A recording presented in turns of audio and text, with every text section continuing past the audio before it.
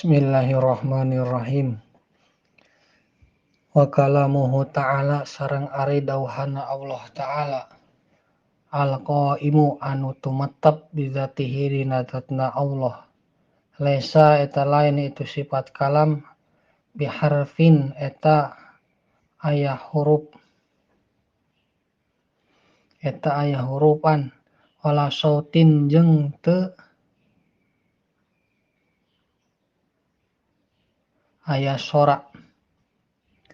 Munazzahin anu dibersihkeun anita qadumi tina ti heula.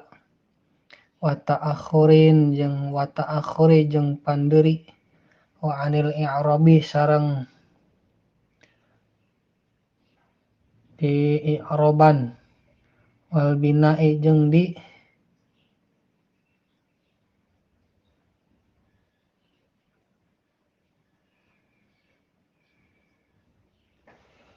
wal bina'i wa anil i'rabi jeung barobah wal bina'i jeung tumetep wa anil i'rabi sareng tina barobah wal bina'i jeung tumetep walaysa jeung henteu itu sifat kalam eta mustamilan anu ngurung ala suwarin kana pirang-pirang surat wa ayatin jeung pirang-pirang ayat. Anna dzalika karna sa'nyana itu mustamilan eta min sifatil kalami sawarehna tina pirang-pirang sifatna kalam al hadisi anu anyar. Wa kalamuhu ta'ala sareng ari kalamna Allah ta'ala qadimun eta anu qadim. Walaysa jeung henteu non al-maradu anu dimaksud bil kalami ku sifat kalam.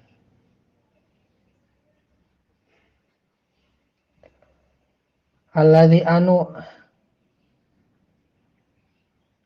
huwa ari itu ladzi eta sifatun sifat lahu ta'ala ka Gusti Allah ta'ala qaimatun anu tumetep bizatihi dina zatna Allah.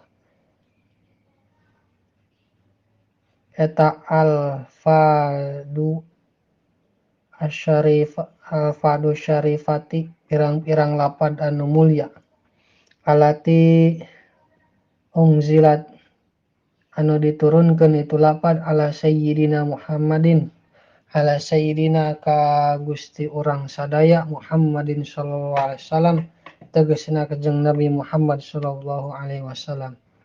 Alati anu hiya ari tulati eta Al-Qur'anu Qur'an li annahu karna sanyana itu Qur'an eta hadisun anu anyar.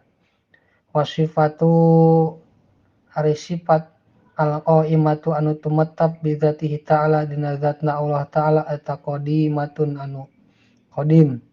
Wa hadza sareng ari itu Qur'an eta mustamilun anu ngurung ala taqaddumin tepan kana ti heula wa ta'akhurin jeung pandeuri wa suwarin jeung pirang-pirang surat wa ayatin jeung pirang-pirang ayat wa hurufin sareng pirang-pirang huruf wa aswatin sareng pirang-pirang sora wa arabin sareng barobah wa bina'in sareng tumetep wa sifatu sareng ari sifat al-qaimatu anu tumetep bizatihi ta'ala dina zatna Allah ta'ala munazzahun eta anu dibersihkeun an jami'i dzalika tina sakabehna anu geus dicaritakeun.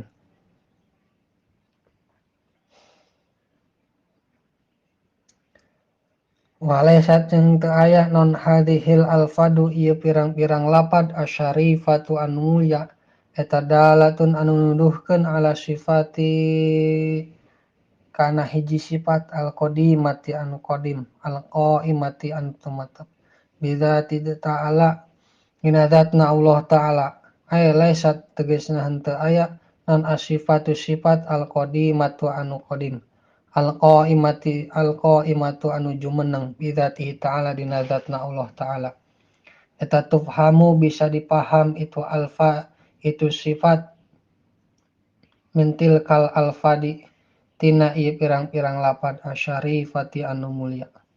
Wa innama tilkal alfadu jeung sapastina arinya kitu di pirang-pirang lapad laha eta tetep pikeun lapad pikeun alfad makna ari aya makna.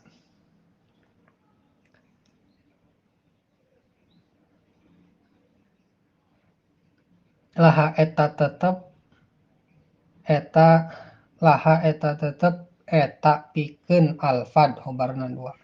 Makna ari aya makna. Wasifatu sareng ari sifat al-qadimatu anu qadim al-qaimatu anu jumeneng anu tumetep bidzatihi ta'ala dina zatna Allah ta'ala eta tadullu nuduhkeun itu sifat ala makna kana makna. Wa makna tilkal alfadi sareng ari maknanya kitu di pirang-pirang lapad musawin eta anu ngakuran li makna sifati kana makna sifat al-qadimati anu qadim al-qaimati anu jumeneng anu tumetep al-qaimati anu tumetep bidzatihi ta'ala dina zatna Allah ta'ala. Fatanabbaha mangka kudu eling anjeun fatanabbah mangka kudu eling anjeun lidzalika kana nya kitu di makna wahris jeung kudu kadedemes anjeun alaihi kana itu makna.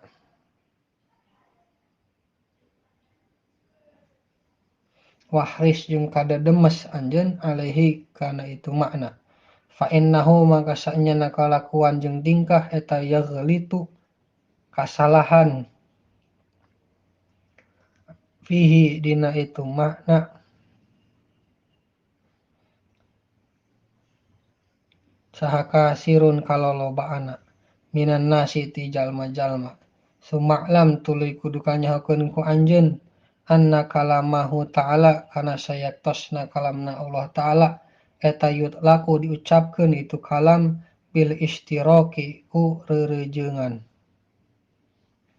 Ala syai'aini netepan kana dua perkara fayutlaku mangka diucapkeun itu kalam ala sifatil qadimati kana sifat anu qadim al-qaimati anu jumeneng bidzati ta'ala dina zatna Allah ta'ala.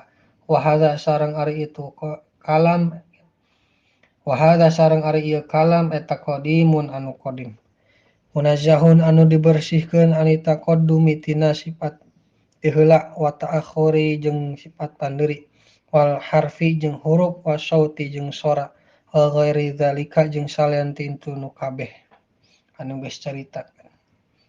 Min sifatil kalami buktina tina pirang-pirang sifat laku sareng mina sifatil kalami buktina tina pirang-pirang sifat kalam wa laku sareng diucapkeun itu kalam alal lafdi kana lapad munazzali anu diturunkeun ala sayyidina kadunungan urang sadaya Muhammadin sallallahu alaihi wasallam tegasna kanjeng Nabi Muhammad sallallahu alaihi wasallam.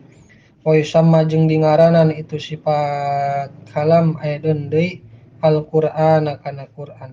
Wa hadza sareng ari ieu eta al-itlaqu ngamutlakeun hakikiyun anu bangsa hakiki la majaziun lain anu bangsa majaz.